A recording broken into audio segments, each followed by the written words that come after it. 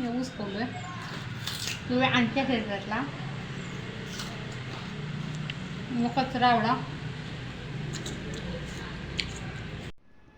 Hi hello नमस्कार.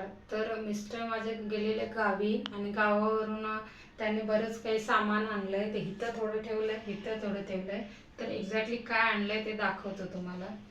पहिले तर भाज्या काहीतरी म्हणजे भाज्या आहेत. गावी आठवडी बाजार असतो शुक्रवार, त्याच्यामुळे आठवडी बाजार होता. त्याच्यामुळे येतेवेळी भाजी आणली आहे. कारण येतेवेळी आठवडी बाजार मिळालाच तर म्हटले थोडीशी भाजी वगैरे घेऊन या. त्याच्यामुळे थोडीशी भाजी आणि बरीचशी भाजी थोडी मी ठेवली. पण आमचं ऊसाचं शेत आहे, त्याच्यामुळे ऊस खाऊन वगैरे आम्हाला सवय आहे. त्याच्यामुळे यांना म्हटलं की ऊस हे आणाच. पण आता सीझन संपत आला ऊसाचा, त्याच्यामुळे थोडेसेच आणलेत हे ऊस. आणि आमच्या परसबागेत मोठी 2 कढीपत्त्याची झाडं आहेत आणि वास तर इतका मस्त असतो. त्याच्यामुळे आम्ही किती केव्हा जाईन तेव्हाही कढीपत्ता आणतच असतो. त्याच्यामुळे कढीपत्ता. आणि इथं मिळते ती लसूण खूप मोठी असते, त्याच्यामुळे गावावरून ही लसूण आणायला लावलेली. कारण आम्हाला ती मोठी लसूण अजिबात नाही आवडत. त्याच्यानंतर आम्ही कोल्हापूरकर, त्याच्यामुळे लाल तिखट हवंच. घरी बनवून ठेवलेलं होतं, इथं आणलेलं संपलं. त्याच्यामुळे हे लाल तिखट घरी बनवलेलं.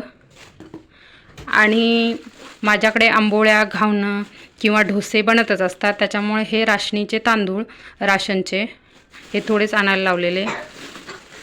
त्याच्यानंतर हे मोठं पोतं म्हटलं तर यात तांदळाचं पीठ. त्याच्यानंतर आम्ही नाचणीच्या भाकरी खातो, त्याच्यामुळे नाचणीचं पीठ. आणि हे या सीझनच्या पहिल्या कोयरी म्हणतात किंवा फणसाची छोटे फणस म्हणतात. आणि आमच्यात म्हणतात कोगली. ही मला फार आवडते. मिस्टरांना आवर्जून सांगितलेलं की कोगली घेऊन या म्हणून. आणि याची भाजीसुद्धा मी बनवेन. तुम्हाला जर याची रेसिपी हवी असली तर कमेंटमध्ये सांगा. अशा 4 आहेत आणि ह्यासुद्धा आमच्याच झाडाच्या आहेत. आणि ह्याच्यात आहे पीठ तांदळाचं आणि नाचणीचं, ते आम्ही गावावरूनच आणत असतो.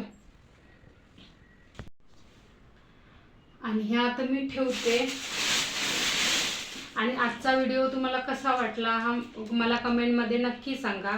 आणि व्हिडिओ आवडला तर लाईक करा, शेअर करा आणि सबस्क्राईब करा. आणि जर तुम्हाला गावाकडचे ब्लॉग्स वगैरे बघायला आवडतील किंवा आवडत असतील तर मला माझ्या चॅनलला प्लीज सबस्क्राईब करा. Thanks for watching. बाय.